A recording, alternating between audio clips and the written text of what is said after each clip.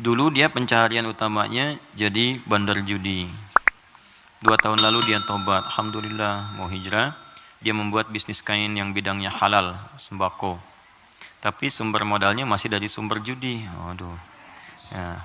Pertanyaan, apakah bisnis sembako tersebut otomatis haram juga? Jika ya, bagaimana cara membersihkannya? Sedangkan itu mata pencaharian dia satu-satunya. Quran surah ke-51 ayat 22. Paling kanan pertengahan. Wa fis samai rizqukum wa ma tu'adun. Hei seluruh manusia, sebelum engkau lahir, rezeki kamu telah aku tetapkan di langit dan aku janjikan akan diberikan. Kaidah pertama. Dikata Allah, rezeki kita itu sudah teratur, nggak akan tertukar. Nggak akan tertukar. Ada putri yang tertukar, ada menteri yang ditukar, tidak ada rezeki yang tertukar. Rezeki nggak ada yang tertukar. Jadi ini pun memberikan pesan kepada kita, jangan pernah mencuri. Jangan pernah mencuri karena buang-buang energi. Ya mohon maaf, nggak akan pernah rezeki kita diambil orang, pasti balik. Pasti balik. Hanya ada rezeki orang dititipkan pada kita, itu ada. Ada. Ini rezeki saya bukan minuman ini? Bukan. Rezeki saya itu kalau sudah masuk ke dalam kerongkongan saya. Mungkin ini rezeki orang, cuman di atas namakan saya saat ini ada di sini. Kalau saya nggak minum, kan yang minum orang lain. Bisa Mas Dimas, bisa yang lain dan sebagainya, gitu kan? Oke, jadi yang pertama, jangan pernah kita berpikir untuk berbuat curang demi mendapatkan rezeki. Karena dengan yang baik pun akan dapat. Kalau Anda bisa mendapat dengan cara yang halal, kenapa mencari dengan cara yang haram? Paham ya? Makanya Allah batasi kita, jangan cari yang haram, rugi nanti kamu. Ya sudah, harus dikembalikan lagi kepada yang berhak. Setelah itu menderita juga. Coba bayangkan, bukankah kalau ada orang yang korupsi, ketahuan, ditangkap dia, dikembalikan lagi kemudian apa yang dia dapatkan? Karena TPPU, ya tindak pidana pencucian uang diambil semua kan? Itu saking sayangnya Allah, jangan menyebar rezeki yang haram, ambil semua, ambil semua, ambil semua. Bahkan yang telah diinvestasikan pun tarik lagi, tarik lagi. Kenapa? Karena ini bersumber dari yang haram. Kalau yang haram berproses terus dipakai lagi kepada yang lain, maka haram akan menyebar keharamannya. Maka yang pertama, jangan takut kehilangan rezeki. Jangan takut, karena semua akan diberikan sesuai dengan janji Allah. Nah, bagaimana cara kita mendapatkannya? Turunlah Quran surah ke-2 Al-Baqarah ayat 168, paling kanan sebelah bawah. Ya ayyuhan nasu, hai semua manusia, kulu mimma fil ardi halalan thayyibah. Tuh. Hai semua manusia, kalau ingin dapat rezeki maka kerja. Ayo cari makan. Allah cuma minta bergerak aja, kerja. Kalau ada keluar dari diri kita untuk bekerja, bergerak aja, rezeki turun. Silakan kreatif, sekarang banyak kreativitas. Ada yang dengan peluit, 2.000, makasih Pak. 5.000, makasih Om. 10.000, makasih Bos. Tuh, dia jadi bos Anda tuh. Itu aja, sehari dapat berapa gitu. Ya. Jadi kalau bergerak sedikit aja, bergerak tuh dapat. Tapi ingat kata Allah, halalan thayyibah. Ambil dengan cara yang halal. Nanti yang halal itu, kalau Anda dapatkan, thayyibah, cari yang dibutuhkan. Ini yang kedua, ini yang sering banyak salah. Di banyak orang mendapat dengan cara yang halal, tapi thayyibat yang dipraktikkan. Thayyibah itu artinya keluarkan ya rizki yang kita dapatkan itu, kemudian beli yang kita butuhkan, yang bermanfaat untuk kita.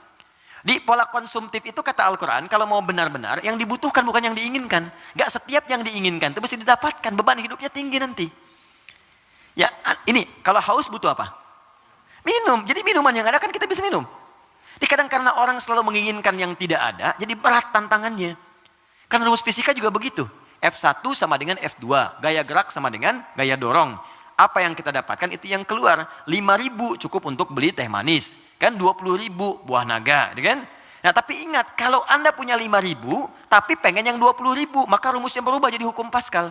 F berbanding lurus dengan P. Gaya berbanding lurus dengan tekanan. Semakin banyak gaya, semakin tertekan hidupnya. Poinnya. Kalau gaya Anda begitu ya susah hidupnya.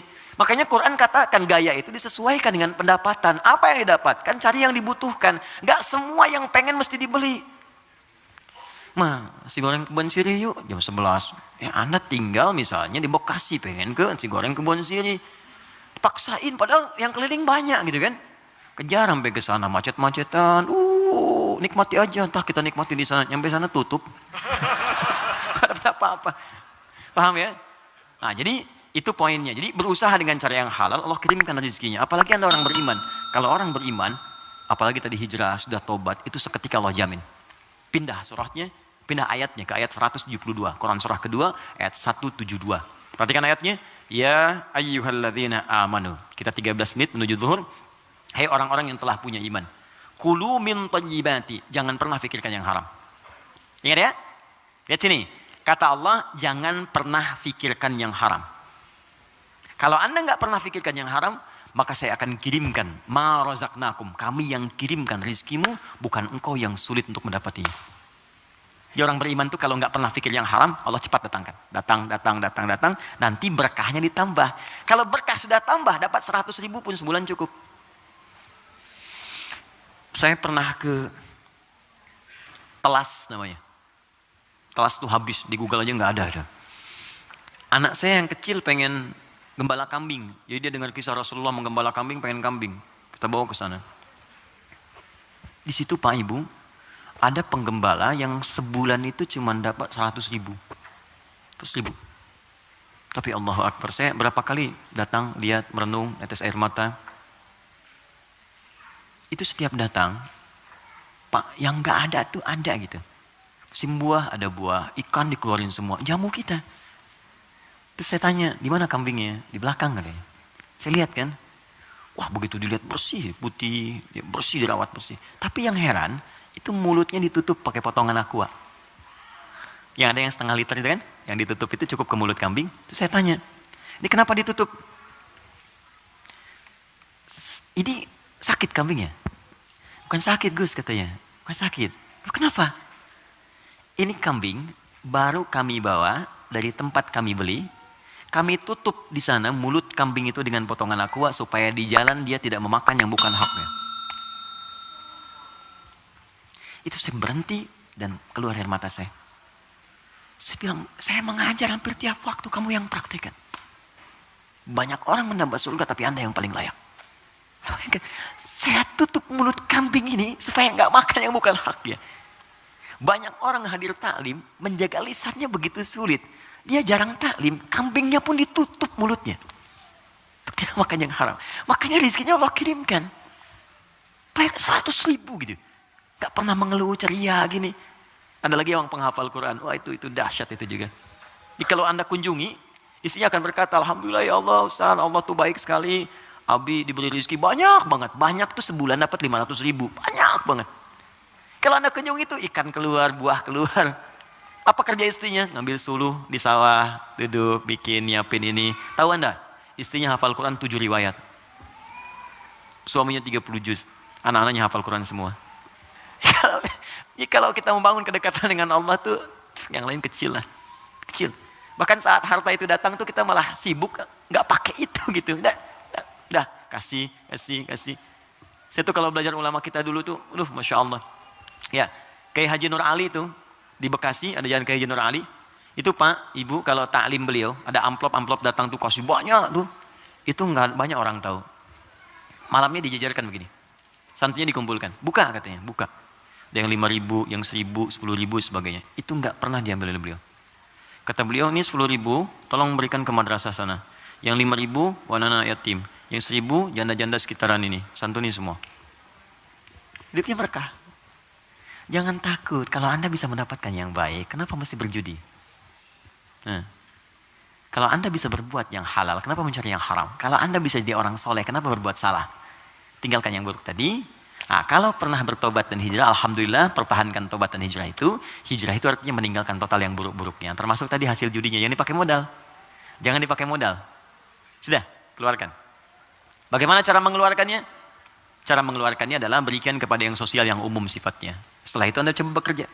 Kalau memang nggak ada sama sekali, Anda bisa gunakan itu untuk sementara, untuk mendapatkan sesuatu yang lebih baik. Jadikan misalnya cari kerja, untuk dapat kerja itu boleh dalam keadaan darurat. Nanti setelah mendapatkan yang baik-baik, cukup itu ini keluarkan. Sambil pertambah sedekah, tambah infaknya, keluarkan zakat kalau sudah masuk ke dalamnya. Itu seperti itu akan menutup yang kurang-kurangnya. Walakum ru'usum ma qad salaf. Ya, yang dulu-dulu akan ditutup oleh Allah, sudah selesai semuanya. Yang sekarang akan dibuka. Tapi kalau Anda jadikan andalan itu, maka itu tetap akan menanam perasaan buruk di dalam jiwa kita. Jadi kalau harta kotor itu masuk ke dalam tubuh kita, jadinya begini.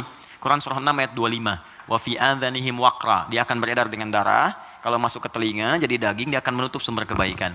Kalau ke mata, awas. Wa ala absarihim ghishawah, akan menjadi penghalang. Nanti kalau masuk ke dalam tubuh kita, fi qulubihim marad, ada penyakit, maka lengkaplah khatamallahu ala qulubihim wa ala sam'ihim wa ala absarihim ghishawah. Kalau dimakan oleh keluarga, maka jadi bara neraka nantinya. Andanya mungkin merasa biasa, anak-anak mulai sulit diingatkan sholat, mulai sulit baca Al-Quran, mulai sulit menghafal dan sebagainya. Maka saran saya, kita doakan, kemudian kita support, jangan jadi cerita. Siapa teman kita itu? Yang konsultasi kepada kita, doakan, Anda apa support? Makanya persaudarakan. Saya tuh bingung, orang Islam sekarang hidupnya masing-masing, kenapa sih? Kenapa nggak bersaudara? Nabi itu kan mempersaudarakan. Khazraj dengan Aus. Ini saya pengen juga kajian musyawarah, teman-teman cobalah mengenal satu dengan yang lainnya. Terus saling support. Anda punya program apa? Support. Bisnis apa? Endorsein, barengin. Itu kenikmatannya itu terasa. Jangan takut rezeki Anda diambil, nggak akan tertukar. Nggak akan tertukar. Jadi semuanya akan mendapatkan bagiannya masing-masing, nggak usah takut. Nggak usah takut. Ya, ustadz-ustadz juga demikian tuh, jalan, saling bagi, mengajar, melengkapi dan sebagainya. Itu saya sarankan seperti itu. Jadi yang bertanya ini kalau ada kesulitan kita respon, mungkin dititipkan kepada kita, mungkin kita bisa memberikan solusi.